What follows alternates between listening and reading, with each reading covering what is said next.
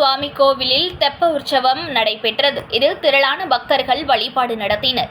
மயிலாடுதுறை மாவட்டம் சீர்காழியில் தர்மபுர ஆதீனத்திற்கு சொந்தமான ஸ்ரீ சட்டைநாதர் சுவாமி கோவில் அமைந்துள்ளது. இங்கு திருநிலை நாயகி அம்பாள் சமேத பிரம்மபுரீஸ்வரர், சட்டைநாதர், தோணியப்பர் தனி சன்னதியில் அருள் பாலித்து வருகின்றனர். சித்திரை பிரம்மோற்சவம் திருவிழா கடந்த 1ஆம் தேதி கொடியேற்றத்துடன் துவங்கியது. முக்கிய திருவிழா திருமுல்லைப்பால், சகோபுரம், திருக்கல்யாணம் உள்ளிட்ட நிகழ்ச்சிகள் நடைபெற்றது. உற்சவத்தில் 13 நாள் தெப்ப உற்சவம் வெகு விமர்சையாக நடைபெற்றது. சிறப்பு அலங்காரத்தில் வள்ளி தெய்வானை உடனாகிய முருகப்பெருமான் தெப்பத்தில் எழுந்தருளி மகா தீபாராதனை காண்பிக்கப்பட்டது. அதனைத் தொடர்ந்து தீர்த்த குளத்தில் 3 முறை தெப்பம் வலம் வந்தது. இதில் திரளான பக்தர்கள் பங்கேற்று தெப்ப உற்சவ விழாவில் சுவாமி அம்பாளை தரிசனம் மேற்கொண்டனர்.